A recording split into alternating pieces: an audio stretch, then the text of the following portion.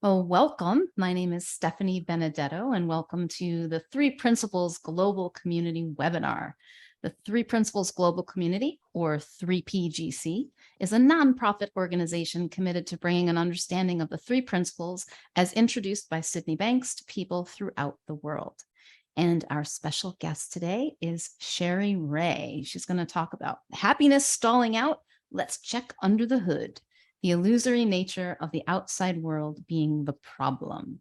So Cherie Ray, MLA, is a coach and consultant to business leaders, teams, couples, and individuals who want to live a more richly connected life with more resilience and creative potential.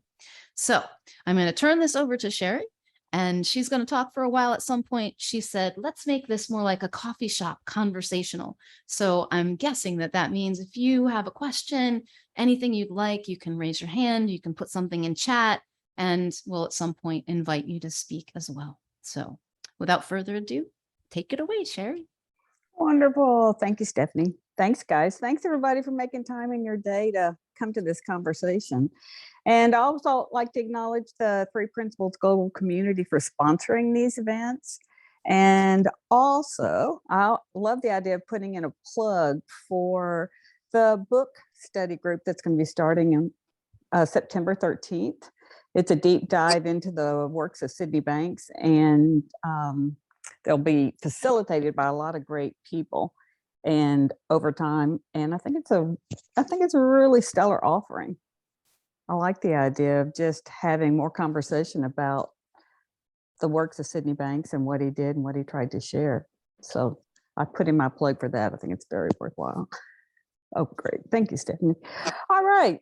So I'll start off with the title that occurred to me was happiness stalling out.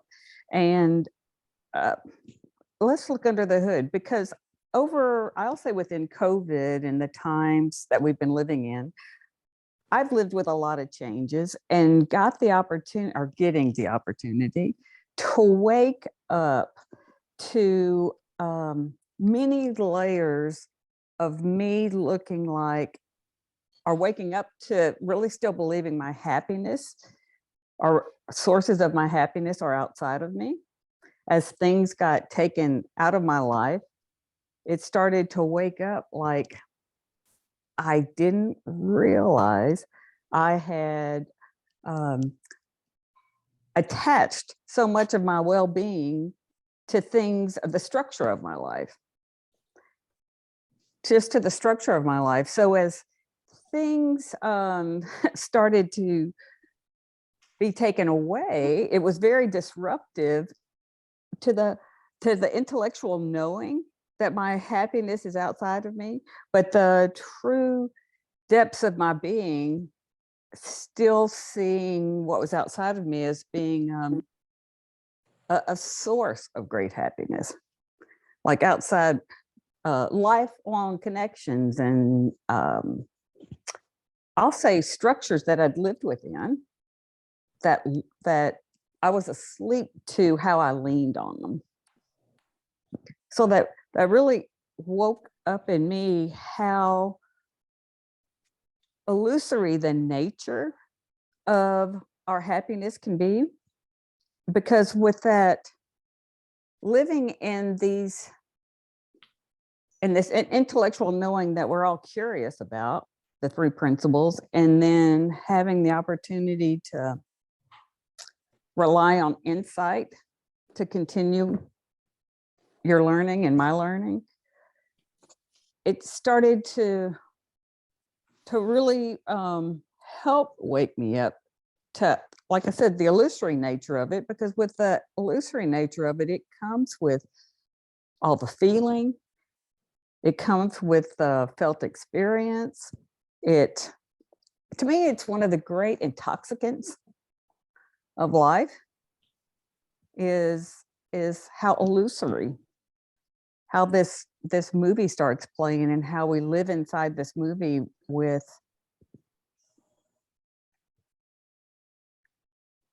as if it's real. I mean, as if the reality we're seeing is a single sourced reality. And when I say a single source reality, I was making up that the whole world was seeing the world as I was seeing it. So that's how the thought of waking up to it and waking up to, I mean, really waking up to having to look deeper within to where the happiness resides, or where the peace resides, or whatever your word is, your sense of well-being, your sense of joy. And so what came to mind for me this morning was just to invite you to bring to mind some challenge you're having that you feel like is robbing you of your happiness. Just anything you feel like you're currently facing that's a deterrent to you being happy in your life. And then I just would love for you to park it to the side. Don't do anything with it, but just park it to the side. So in this exploration, I noticed, or it helped me to see through the teachings of Sydney Banks and understanding that the intelligence that sees is completely clean and neutral. There is no challenge. There is no happiness, unhappiness. The intelligence that we live in that does the seeing. So I felt that was really amazing, because what that did for me was it woke me up to the color of the lens that I was seeing the world. And I'll say the color of the lens that I was seeing the world was innocently moving through solving problems or situations to reach that place of happiness. And that sounds like, I don't know what it sounds like to you, but I started to see it as it was such an innocent way of just seeing life through the need to solve challenges to be okay. The need to solve challenges and situations or get them resolved, and happiness would be on the other side. And what I started to find so interesting was that was the color of my lens. That it was totally mine, innocently mine, the color of my lens. But it's so illusory in that I just thought that's how life looked. You know, get these things in order. Life has challenges. Things need to be solved. It certainly is a system that I lived in for, I don't know, as long as I can remember, until most recent days, that the color of that lens was tainted. That the intelligence behind life that does the seeing doesn't see the world as challenges. So I say that in that place of just reflecting on whatever challenge or problem you might have brought to mind earlier. And in your own reflection within yourself, does that feel more like life? Or does it hopefully, I don't know, hopefully, but, or does it open the possibility that that could just be the lens that you're seeing life through? If it's all completely neutral and the intelligence that's seeing life is completely clear, does it look like life, the challenge that you took out and put on the shelf, does it look like a state of mind question, or does it look like life?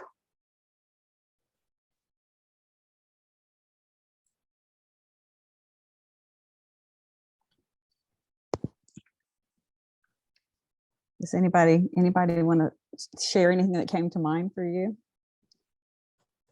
Great, Carrie. Hey, Carrie, great to see you. I guess like in your title, it was a webinar on loving. So you jumped That was in. a typo. That was somebody, my virtual assistant did it backwards. Yeah, So but I apologize. it's easy to relate the two in that in your description, it was like, if I do this, take this action, then I'll be happy. And a lot of times people in relationship think if I find this certain partner, if I behave in these certain ways, then people will love, approve of me, then I'll be happy. Rather than, and all those are like thinking that you have to do something or be something or say something in order to receive something outside of yourself in the external world.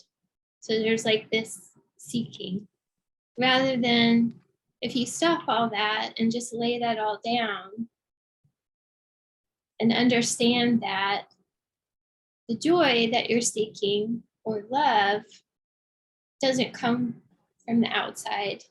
You have to connect to those things within yourself.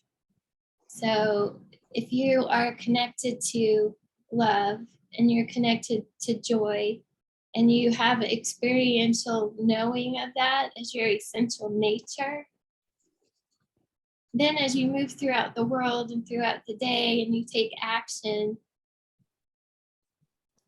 you may choose to do the same action as far as solving problems, but your joy isn't attached to a particular outcome. And so maybe it works out a certain way and maybe it doesn't, but your joy isn't dependent on that because your joy comes from within. And same thing in relationship. Like we all strive to build healthy, authentic relationships. But if your sense of well-being and worthiness and love is something that you're connected to as your essential nature, that's a very different way to be in relationship. So, and in fact, you're most likely to have love reflected back to you when that is just your essential experience, and that no matter what arises, no matter what comes and goes, no matter the conditions or circumstances that surround me, I can connect to love and joy and peace within, no matter what happens here. Mm-hmm. Things are always going to be happening on the surface. And sometimes we like it and sometimes we don't. Those are our judgments and preferences, and that's all well and good. But there's always, as long as we're existing on this planet at this time, there's still duality and polarity. So if you have a preference for certain outcomes, the opposite's always going to exist. And that's just the way it is. But all that is arising on the surface. And all those things are important, but they're relatively important. And as long as you keep coming back to what is primarily important, which is your presence, your state of consciousness, your state of being, as all of these things are coming and going. It's just, I don't know, it's just a different way of being in the world, but not of the world, and staying grounded and connected to source rather than being identified with as the small ego personality that if you're on the surface all the time, you really get like all that stuff really throws you. But if you can stay tethered and grounded to something that's more essential, more timeless, keeping one foot in like a place of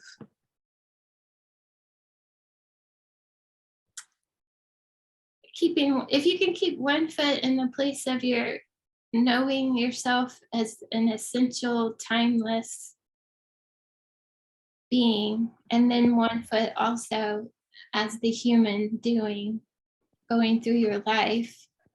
It's a unique experience and it has great value. So it's not like these things are an illusion that aren't real. It is. I mean, we are choosing to be here at this time, and the experiences that we're having, each of us collectively and individually, are important to our development, not just as individuals, but as the collective. So it is important. So it's important that we pay attention and we take part and we speak up where we feel moved to do so, and we take action where we feel moved to do so. But also at the same time, just coming back to the timeless, formless dimension and that identity with something that's, I don't know, different people have words for that, presence or consciousness or source. Exactly, Carrie, exactly. And that's my point. I think in this times, it's a real opportunity for waking up to where happiness resides, waking up to what we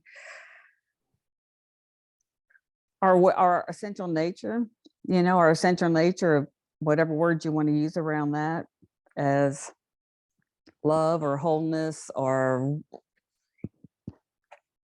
divine intelligence, whatever you want to call it. The words aren't important, but to me, it's so valuable to claim that as your foundation to build a life on and to move from. Then I'll just say my old way of seeing the world of going out to get, like going out to get innocently. I mean, there's no harm, no foul. It's just the opportunity to wake up, but getting. And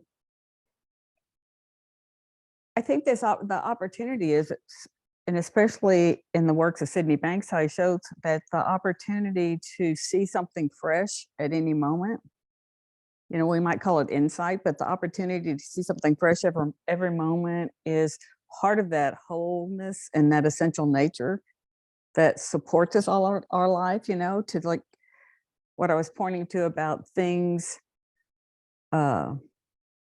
structures being in my life that aren't there, and then getting the opportunity to wake up that while those things were preferences and things that totally brought me joy and love, that they weren't the source of my happiness. So where does happiness reside? Because I'm not in control of those things that are no longer available to me. So that everything you said, absolutely beautifully stated.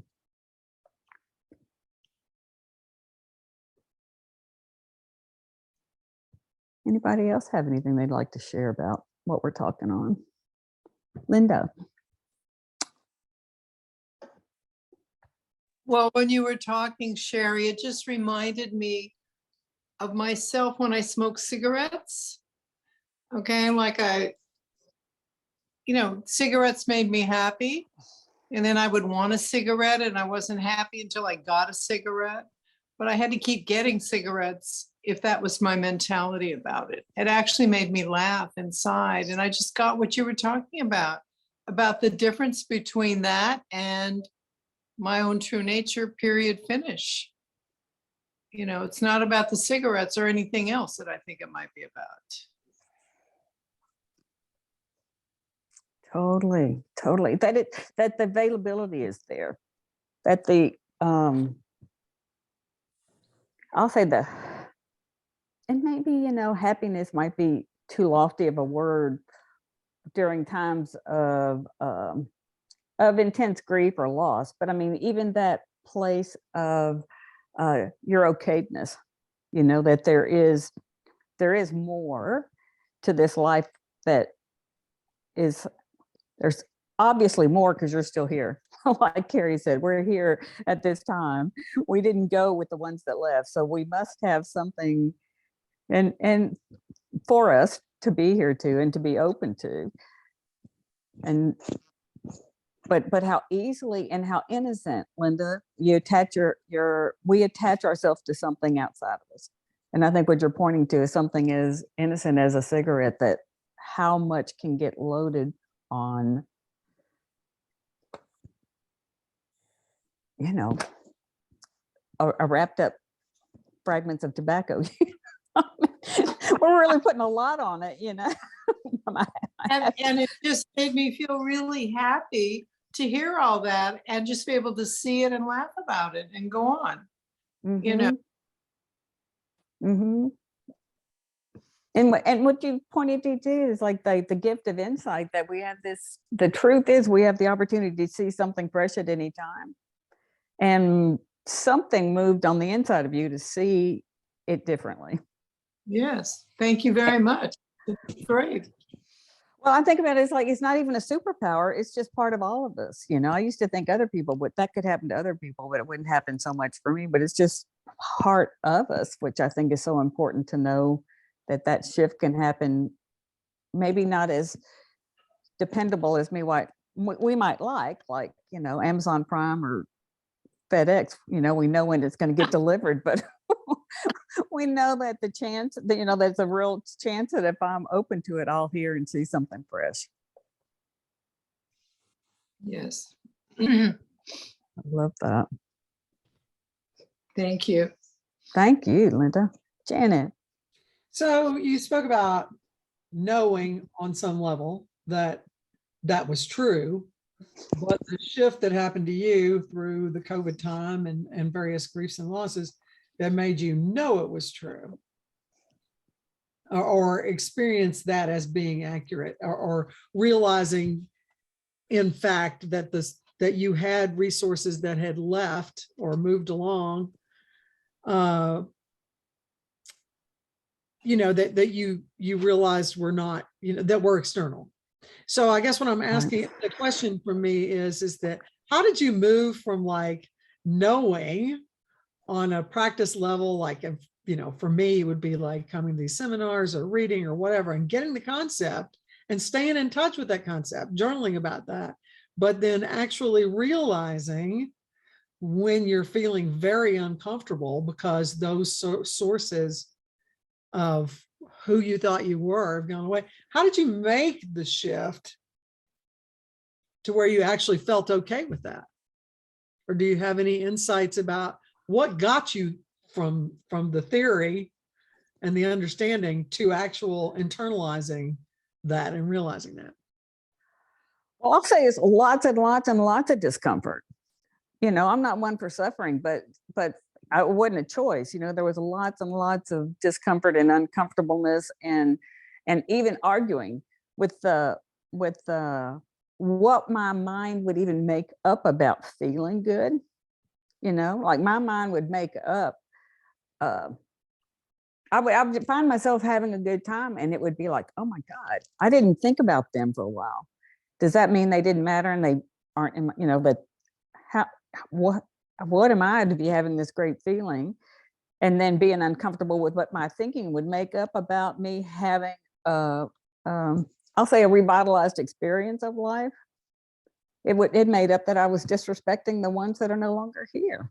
You know, so I say lots of those kind of insights that in our fluctuations, you know, it was almost like all those ways are places of seeing the world still exist. You know, like I could step into the reality that if I didn't keep those people on my mind, that they didn't matter, but that was illusory and made up too.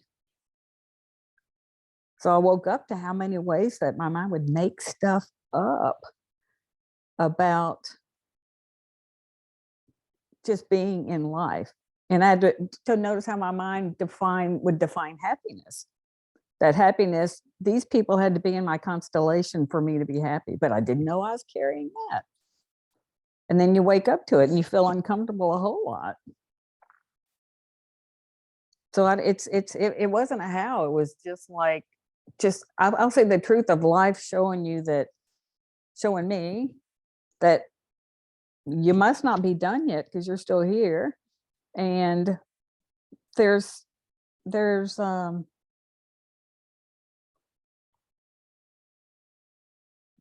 depending on if I'm here in this conversation talking to you or thinking about other times, is to me a constant thing. We as human beings teeter back and forth about where we find our happiness. And rest and kind of coming back to right here. And what's happiness? What is happiness? You know, dancing on the table, or is it having some sense of peace in how life's unfolding, regardless of what's happening out there, regardless of, gosh, that all that uncontrollable stuff that makes no sense, but we seem to be surrounded by it. And continues to happen, all the things we can't explain. Yeah, I guess right now I find myself, so a status quo that I preferred or was just used to has passed away. And I am coming in and out, I notice, of, as you say, feeling either really uncomfortable or arguing with that, you know, internally, you know, or thinking, oh, well, I can get that back or not. And though intellectually I know that that's not true and that the happiness is located internally and not about externals, boy, it is a struggle to, you know, I mean, you realize how much you truly believe in something that's not really true, you know.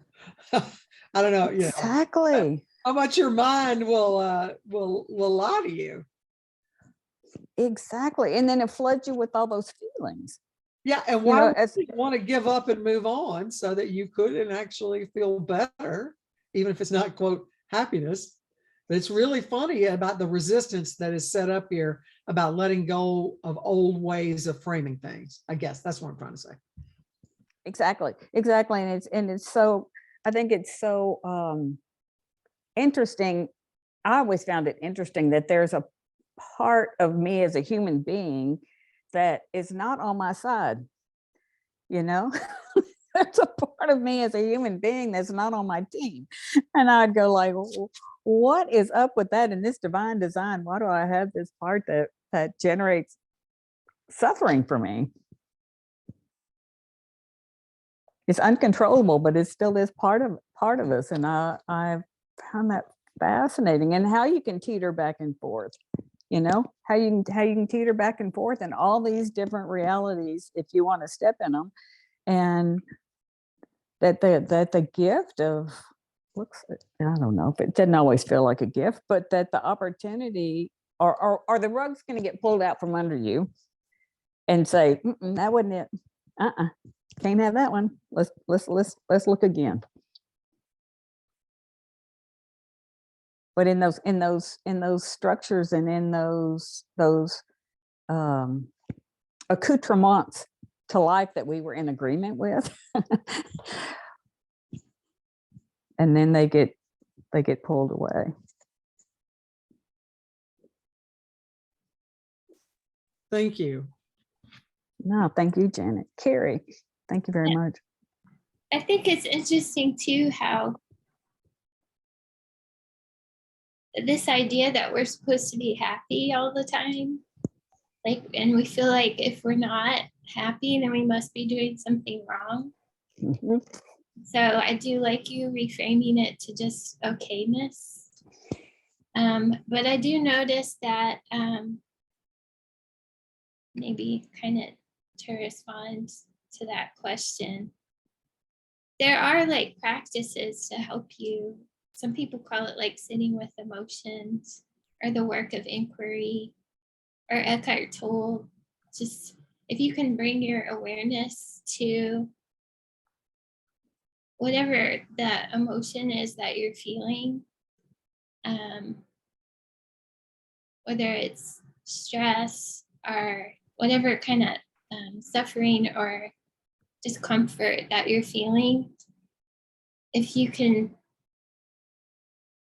just be, instead of being completely identified with the emotion, say anger, for example, instead of like, oh, I'm so angry, like just taking a step back and taking a brief breath and kind of grounding into your presence. And then just noticing that anger is arising through me rather than being completely identified with I'm angry. Just notice that anger is arising. And then you can move into just somatic sensing of what it feels like to be in your body when anger is arising. And it's going to be different for each people. Like maybe you have like tension in your forehead, or maybe you feel choked up, or maybe there's a knot in your stomach, or maybe you feel hot. Like that helps you move from the thinking mind into the physical embodiment. And that's a step away from being identified with the emotion. And then if you can keep breathing and kind of keep staying in a state of awareness, then it's almost like you can come to a place of curiosity. Like, why does this anger keep arising in me? And then you can kind of ask questions inward about that. And that's kind of the beginning of the process of inquiry or awareness. But you just kind of invite it in for tea and meet it with a sense of curiosity without really trying to fix or change anything.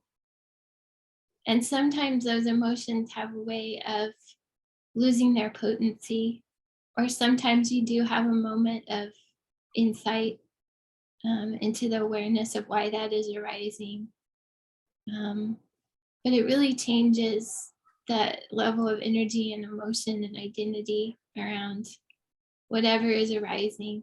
And I think for me, when things keep arising, like if you keep having a certain pattern or energetic pattern or conditions in your life that you see repeating, a lot of times, like for happiness, like you think you should be happy all the time and you're doing something wrong and you don't want to be unhappy. So you kind of resist it and you want to push away, or you want to fix it, or you want to change it. So you're putting all this energy into changing something that I find a lot of people don't want to sit with what they consider negative emotions.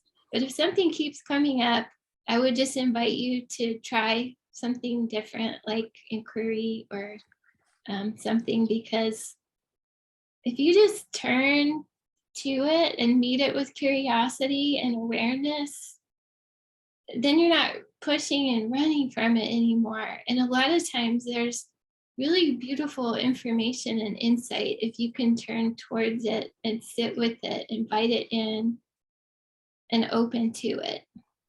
Because then you don't do it with the intention to resolve it and fix it and change it.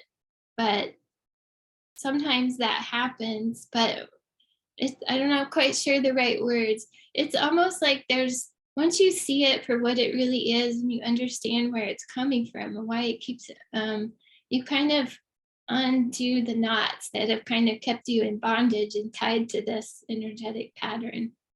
And then you're in a space of choice. Like you can continue to do that, or you can make you have new, fresh information and insight to make another choice to go in a different direction. So it can really, in that sense, there's a sense of freedom and liberation. And that's just one layer. Like you continue that process over and over again, but each time you do that, each time you turn towards it and meet it in that way, like you have a renewed sense of freedom and liberation from things that used to really trigger you in lots of different ways. So and there's lots of other processes like that can really help you shift your way of being in relationship to different things, emotions and conditions and patterns and things. And I think what you're pointing to, Cherie, is the essential truth of our own free will, and our free will to to use to be able to see how we can use our mind as the free will to use it as a tool in any way we want, and the free will of gaining the awareness of what causes your suffering, in the sense of how much I indulge. I'll say how much of how much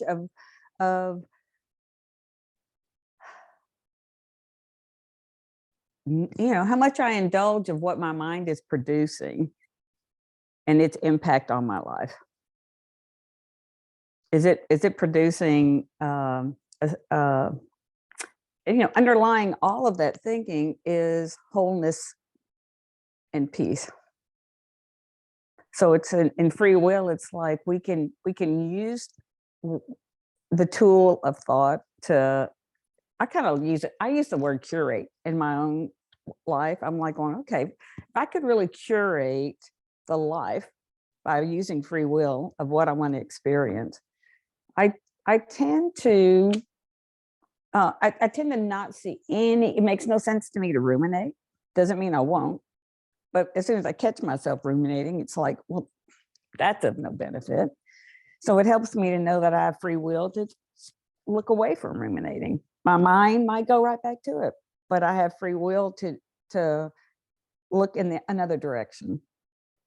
And that free will of you can listen to your own essential wisdom or higher nature or intuition or whatever you want to call it that resides in you.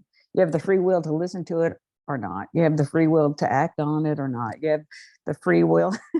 I always use the example of like drunk dialing, as bad as that was in the college days, it's like, oh, if you'd only been aware of free will, you probably wouldn't have thought drunk dialing was such a great idea. I don't know. I just think that that's a funny analogy of being very aware that we have free will to that we can use the tool and not be reactive to everything our mind offers up to us. I think that's such a gift to know that exists inside all of us. And when you turn towards whatever that, say you think it's a negative emotion, when you turn towards that and meet it with openness and with compassion, and you're not judging yourself for feeling that way, it's a very different way to meet it. And when you turn towards it, it's like you're putting this light on it. And so it comes out of the shadows and it can come up where it can be seen. And that's where the kind of that healing takes place. Mm-hmm. Really beautiful process. And it is this really beautiful, loving process. But so many people are afraid to turn and look at difficult feelings and emotions. But it's that's where the freedom is. So it's you want to chase happiness, but really I find it seems like the opposite. It's you got to turn towards, really look at what you think is causing unhappiness. Not really. Mm-hmm. Yeah, turn towards it instead of try to push it away or run from it. If it's something that's continual. And I think even the kind of, to me, just what I have found has been a place of real peace is just accepting my humanness, accepting emotional swings and accepting human frailty, of putting my foot in my mouth or whatever. It's like, the more I can accept just the humanness and human frailties of being human, it seems to get a whole lot easier. The experience of life. It's not a bypass or anything, but my peace is more stable inside the more I can embrace my humanness and not think humanness is a problem. It's like I can't override the system, but I could live more peacefully inside the system. That's what it looks like to me.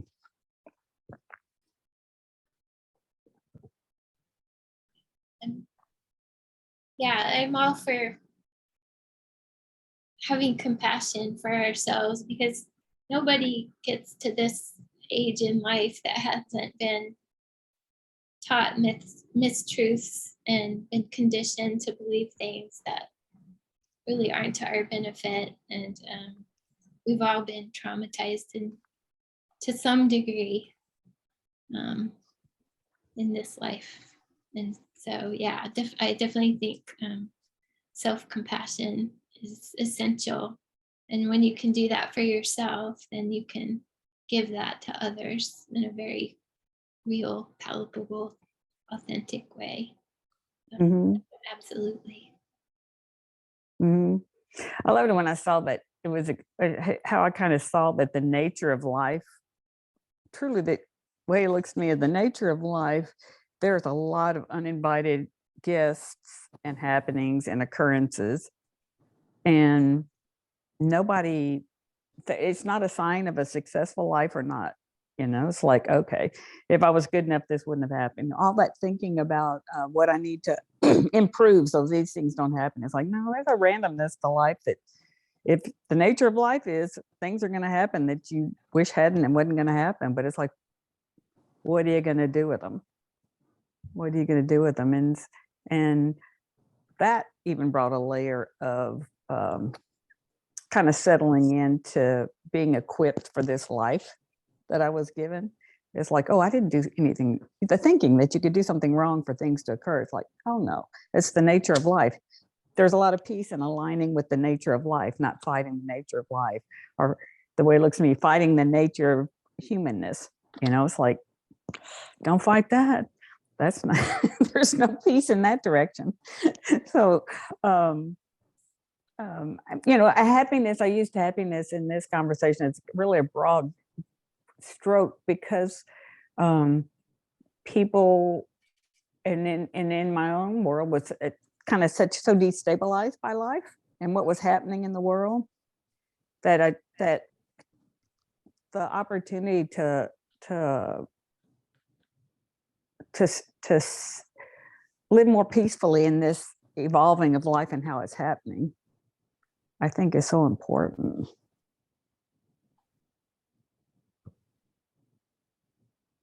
And that to know, really to look in the direction of the to look at, to me, in what looks like a very truthful and honest direction of where a peaceful life originates is so helpful, and the limitless nature behind that seems to take the chasing out of it, but more the reflection, the curiosity, the opening up to something else. Yeah, I feel like, especially the times that we're in right now, when you talk about free will, I feel like we all kind of have a choice where we can meet these challenges, and it can either push you into deeper consciousness where you really grow in your level of consciousness, or it can take you further into unconsciousness. I'm curious what other people think about that idea or concept.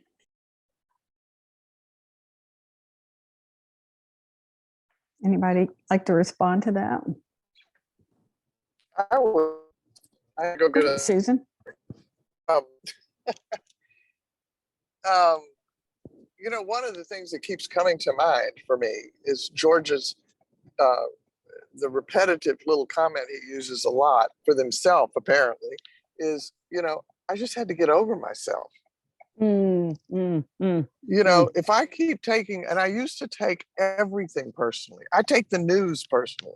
I mean, it's like I didn't know how to stop doing that, so I stopped watching the news, So if everything is personal and nothing is random, real I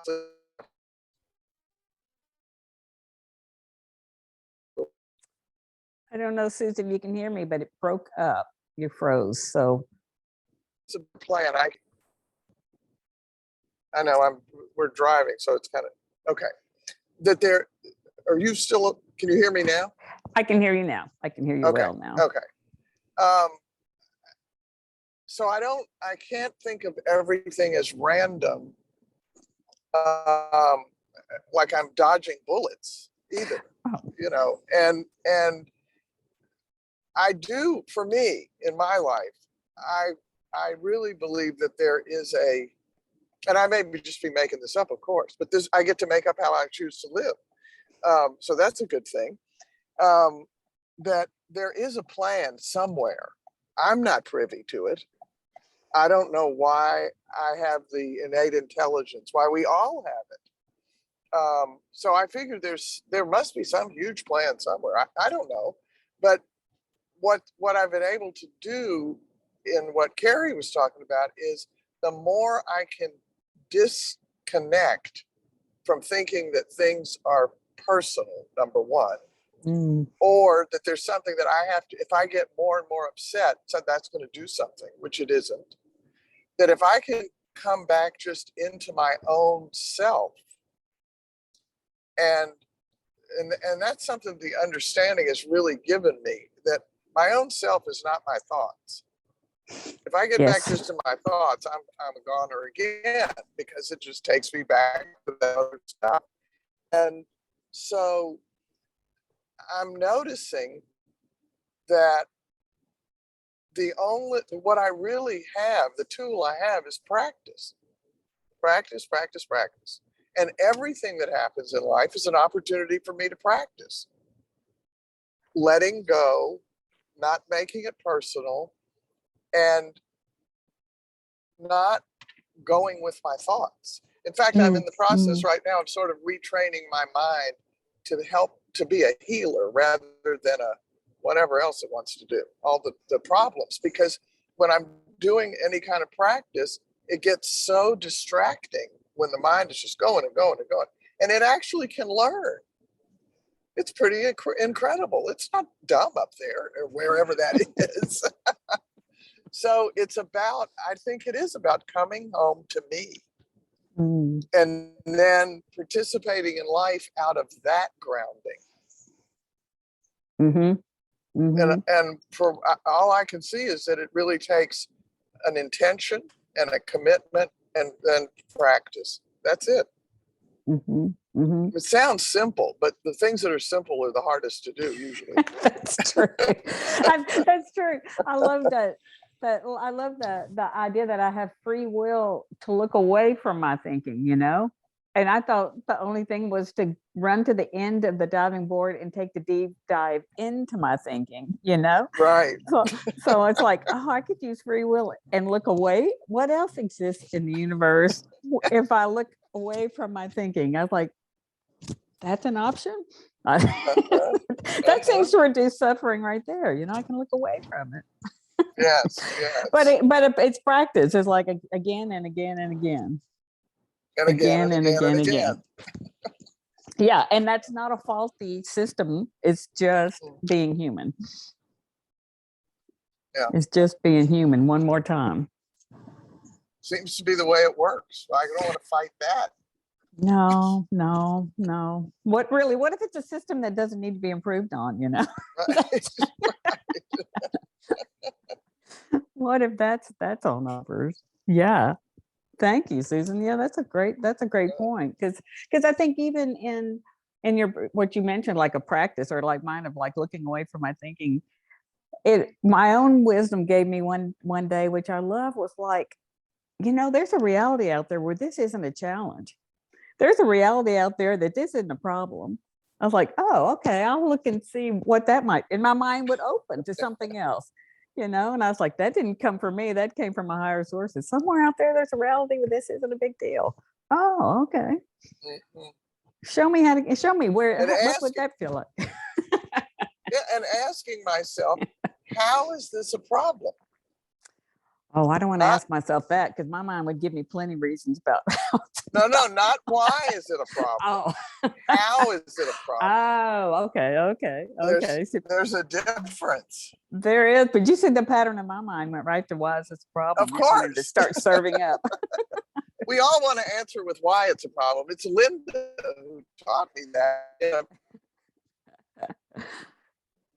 And the woman tried to tell her why this thing was a problem. And she said, no, I didn't ask you why. I asked you, how is it a problem? The woman was like, oh, well, it's not, I guess. Okay. Yeah. I don't like it. Why? Why that has stayed with me. Thank you for that. I love it. Yeah. I love it.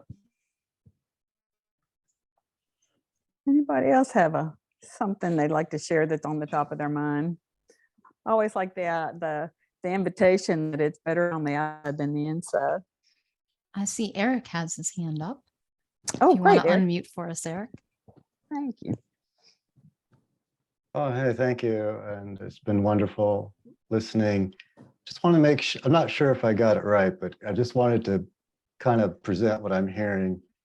Great. And this is kind of how it sounds to me. I'm using my internal mechanism.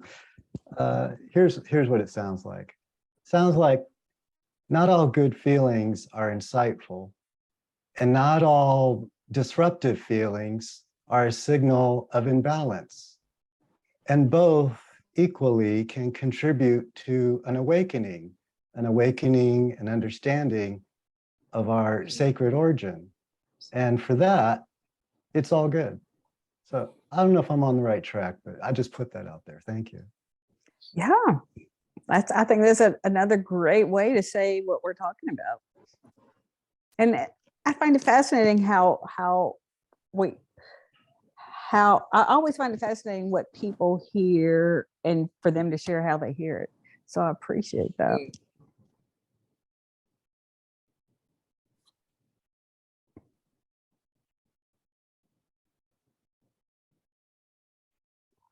Anybody else have anything you want to share?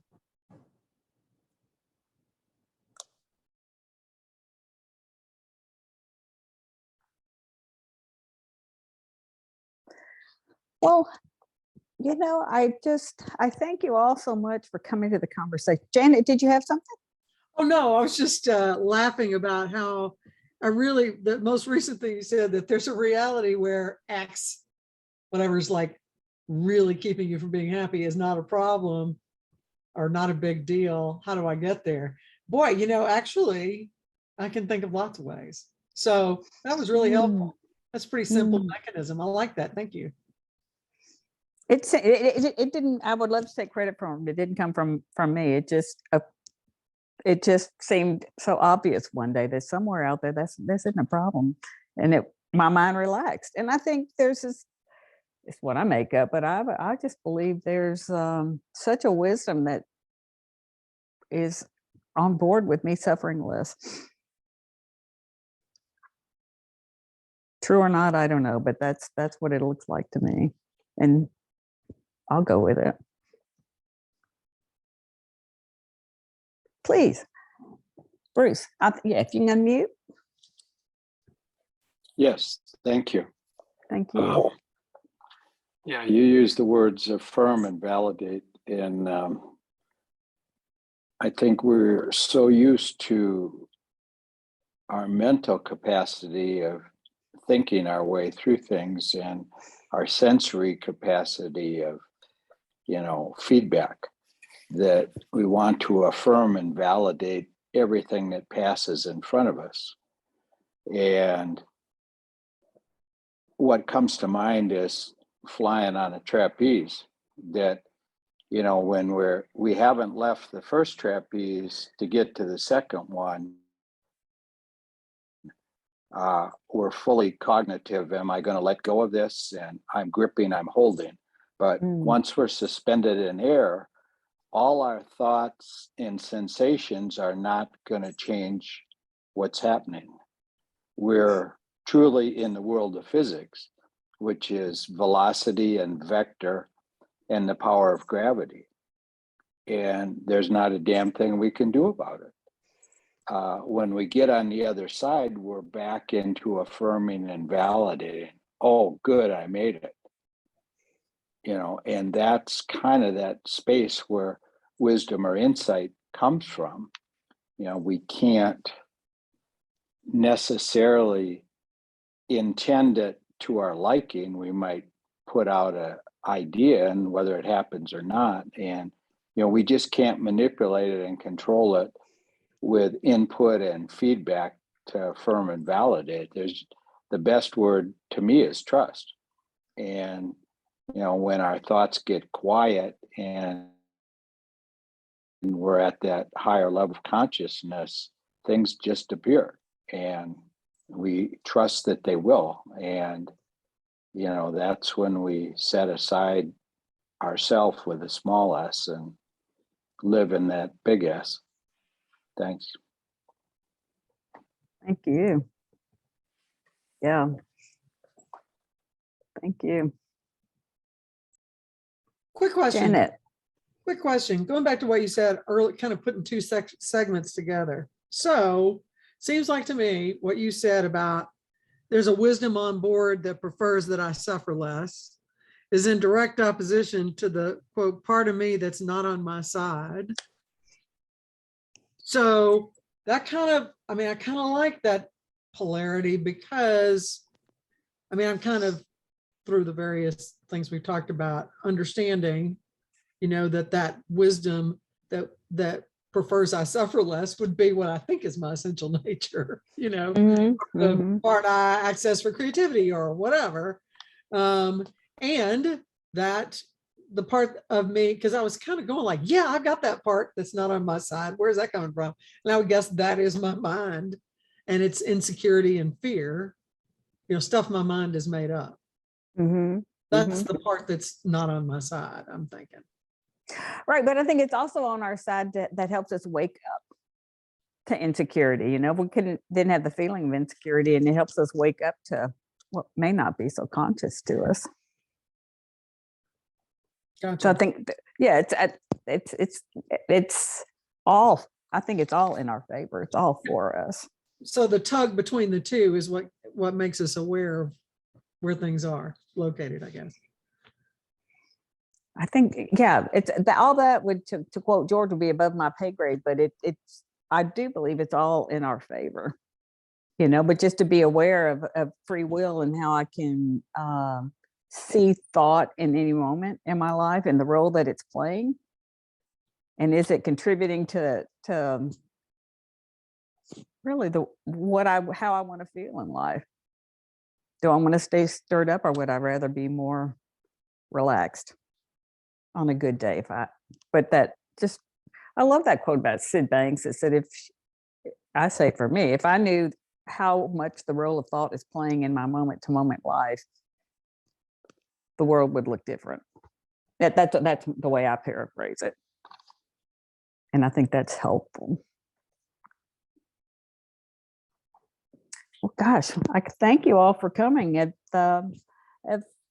this conversation of really just wanting to invite the truth that your peace or happiness or whatever word you want to use is on the inside, is within, that maybe it can all get a whole lot easier to move through what we're moving through and wake up to more. So thank you all for coming. Yeah, thank you, Cherie. This has been wonderful. Thank you for helping us to see a little bit more where it looks like the outside is creating our feeling. That's really powerful. Thank you. Thank you. My pleasure. Wonderful to see you. Thank you. You're an Thank angel. you. Take care. Thanks, guys. Bye-bye. Thank you.